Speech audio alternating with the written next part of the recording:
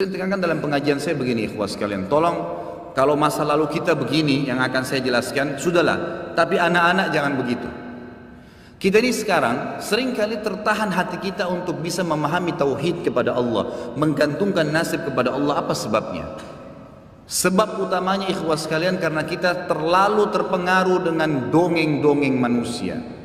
Di dalam agama kita tidak ada dongeng. Dongeng itu artinya cerita fiktif, dikarang-karang, baik untuk menceritakan seorang tokoh yang fiktif atau untuk membuat orang lain tertawa. Kenangan manusia dalam Islam tidak dikenal itu. Jangan antum ceritain anak antum begini-begini nih, bohong semuanya. Antum mau lihat fakta lapangan, Mickey Mouse. Apa itu Mickey Mouse? Hah? Tikus. Tikus yang fiktif lagi. Tikus itu, ikhwas sekalian, dalam agama kita, tikus itu diberikan istilah dalam hadis fuwaisiqah. Tahu apa artinya fuwaisiqah? Binatang yang buruk, yang boleh dibunuh, tikus itu. Bahkan dikatakan oleh Ibnu Sirin rahimahullah dalam buku beliau Ta'wil Mimpi, diambil dari hadis Nabi SAW, semua hewan yang boleh dibunuh dalam agama, gitu kan, termasuk tikus di sini. Kalau seseorang mimpi melihat tikus, berarti dia mimpi keburukan. Dan Ibnu Sirin menekankan dalam banyak athar yang sahih bahwasanya kalau laki-laki mimpi tikus, kalau dia mau menikah atau dia sedang hidup dalam kehidupan sosialnya, berarti ada wanita yang buruk sedang mendekati dia. Mimpi tikus. Berarti tikus dalam Islam ini simbol buruk, bukan simbol baik. Kalau perempuan mimpi dia mau nikah, kemudian misalnya dia mimpi istikharah, dia mimpi tikus mendekati dia, apalagi menggigit bajunya, berarti laki-laki itu buruk. Begitu pemahaman dalam Islam. Apa kata Nabi SAW? Kalau malam hari padamkan lampu-lampu kalian, ya. Karena jangan sampai fuwaisiqah, tikus, ya, datang dan mengakukan itu. Pernah Umar bin Khattab membawa kepada Nabi SAW seekor tikus yang ditangkap di rumah beliau. Ditangkap oleh Umar bin Khattab, dipegang, dibungkus, dibawa, gitu kan. Dikatakan, ya Rasulullah, ini tadi ya mengganggu di rumah saya, boleh saya bunuh? Kata Nabi SAW, boleh. Ternyata pada saat itu, waktu Nabi SAW lagi duduk, ada sumbu, ada seperti kalau kita sekarang lampu ya, zaman dulu tuh api. Tikus itu tiba-tiba waktu ditaruh di depan Nabi SAW jalan, subhanallah, dengan hikmah Allah, tikus itu menarik sumbu itu, dia bukan lari. Jatuhlah api tadi membakar sejadah Nabi SAW, tempat beliau, kain yang beliau pakai sujud, sholat, gitu kan.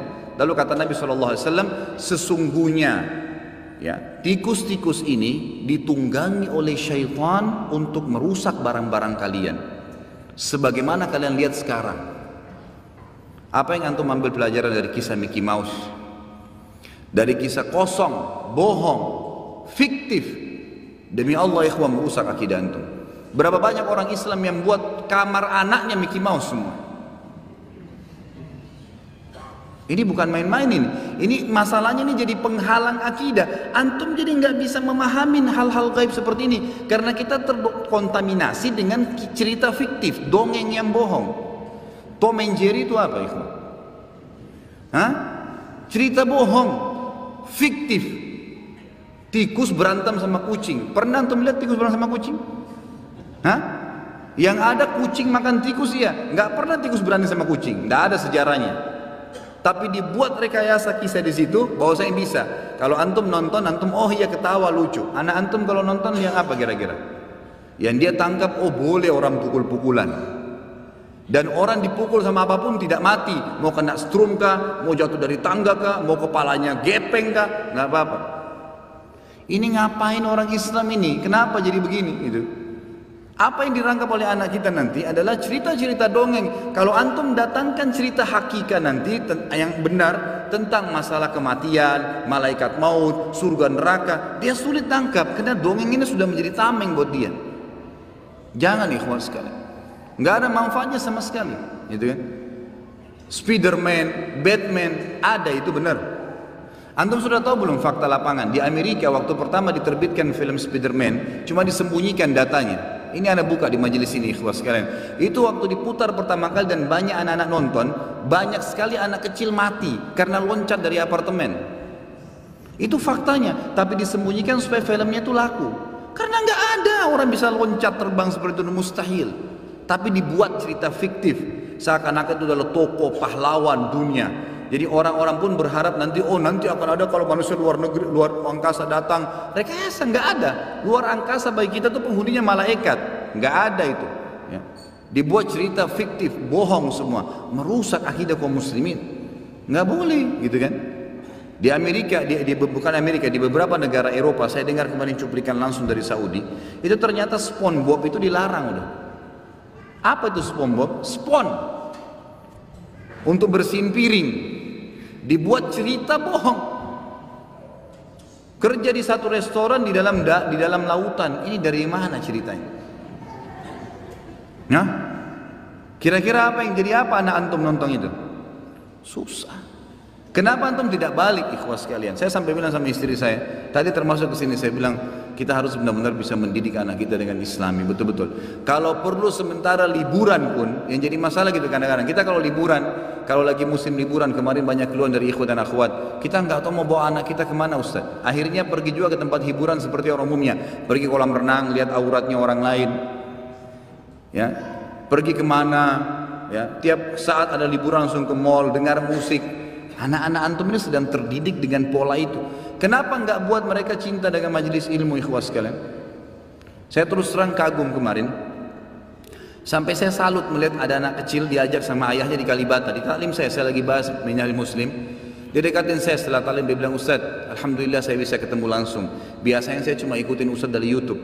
Baik, alhamdulillah Pak, saya bilang gitu. Terus dia bilang, ini anak saya Ustaz, mungkin anaknya 7 tahun. Ini anak saya Ustaz. Saya pertama dengarkan ceramah Ustaz 2 kali, 3 kali, saya rayu dia sampai dia dengar. Sekarang Ustaz, ini anak saya nggak bisa tidur kalau nggak dengar ceramahnya Ustaz. Setiap malam 7 tahun dia nggak bakal tidur kecuali dia sudah ambil ceramahnya Ustaz, didengarin sampai dia sambil tidur. Kalau 7 tahun udah dengar ceramah kayak antum dengar sekarang di majelis ini, umur 50 tahun jadi apa dia? Hah? Bagaimana ibadahnya orang itu? Jadi ikhwas sekalian harus kita bisa ubah, karena pemahaman tentang Allah Azza wa Jalla itu akan ada tameng-tameng, maksiat kepada Allah, cerita-cerita fiktif dongeng itu membuat kita jadi tertameng, gitu kan? Harus diangkat itu, nggak boleh ada, nggak boleh ada. Cintakan kepada majelis ilmu, downloadkan di HP-nya itu bukan game lagi, gitu kan? Yang ada sudah tentang surah Al-Quran, ini loh nak, surah Naba, ini artinya ini, surah Naml artinya ini, kisahnya seperti ini, sambil anda juga belajar, gitu kan? Coba diubah pola itu, karena kalau tidak akan lahir generasi Rabbani, akan terlahir generasi yang sama saja. Kita sayangkan semoga Allah kasih hidayah beberapa kaum muslimin hamil di luar nikah sebelum nikah, gitu kan? Sekarang anak gadisnya ada, dibebasin, dia pikir supaya seperti dia, prestasi hamil di luar nikah. Haram, zina. Anak itu nggak boleh dinisbatkan kepada laki-laki pemilik sperma kalau memang itu hasil zina. Bagaimana bisa dianggap prestasi? Sudah dibiarin, gitu kan? Nggak boleh ini. Harus kita ubah. Kalau enggak, uluhiyah kita kepada Allah ini bisa nanti jadi susah gitu. Nggak boleh. Saya kemarin bimbing umrah, ada satu polisi dari Kalimantan ikut. Saya minta sama pengelola bimbingan umrah, saya bilang mohon maaf, jadwalnya kan dia cuma ceramah sekali Madinah, sekali Mekah. Saya bilang enggak, saya minta ceramah tiap hari dari saya. Setiap habis asar, semua jemaah kumpul di ruangan saya saja. Di kamar saya nggak apa-apa, kumpul nanti saya isi ceramah. Ustaz nggak apa-apa, nggak apa-apa. Yang penting jangan pada saat kita safar, lagi keluar kota, lagi ke Mekah, lagi ke Madinah. Kalau saya lagi kosong, setiap hari silakan tanya jawab, kesempatan. Kita berharap ini menjadi aset akhirat kita mereka ini. Subhanallah, ada satu anak polisi itu, sekali dia dengar ceramah saya waktu di, saya Allah alam hidayah, bukan karena saya, hidayah di tangan Allah SWT. Dia dengar ceramah sekali, rupanya anak ini tertarik. Jadi setiap hari selama kita 12 hari kalau nggak salah kemana, 12 hari itu, setiap hari cuma mungkin 3 atau 2 hari yang kita tidak isi pengajian pada saat datang dan pada saat pulang. Selebihnya itu isi ceramah. Hari pertama dia datang, dia dengar ceramah, rupanya dia pulang. Saya tidak tahu nih, nanti ayahnya cerita. Setiap hari kedua, hari ketiga, terus sampai kita mau balik, anak ini setiap saya ceramah di depan saya langsung duduk. Saya lihat dia pun ambil HP-nya, HP sendiri dia rekam. Saya pikir ayahnya suruh gitu. Gak lama kemudian pas lagi tour city di Mekah, lalu ayahnya bilang, Ustaz, ini anak saya, semenjak dengar ceramahnya Ustaz, gitu, dia kalau saya terlambat habis asar nih, sudah mau sholat asar di Masjid Nabawi atau Masjid Haram, ayo Pak, ayo ayah cepat, Ustaz sudah mau ceramah habis asar. Dia tarik tangan saya. Kalau saya terlambat saya dimarahin Ustaz sama anak saya. Anaknya itu kalau nggak salah 8 tahun umurnya. Dimarahin sama dia, ayah ini gimana? Saya sudah tahu dari ayahnya. Begitu dia datang ceramah saya lagi, saya bilang, Masya Allah kamu senang dengar ceramah? Iya Ustaz. Dan saya berharap, subhanallah kalimatnya, saya berharap Allah jadikan saya seperti Ustaz punya ilmu. Anak 7 tahun, 8 tahun ngomong gitu. Bayangkan bagaimana kalau kita masukkan dia ke ilmu, gitu kan? Bukan hiburannya ke tempat yang salah, ke situ. Itu luar biasa itu. Sampai dia rekam sendiri di HP-nya, dia ijtihad sendiri gitu kan? Dia bicara seperti itu. Itu banyak contoh-contoh seperti ini. Jadi jangan sampai kalau antum bisa rasakan keimanan dengan umur yang sekarang, coba buat anak-anak kita rasakan lebih kecil daripada kita. Dari umur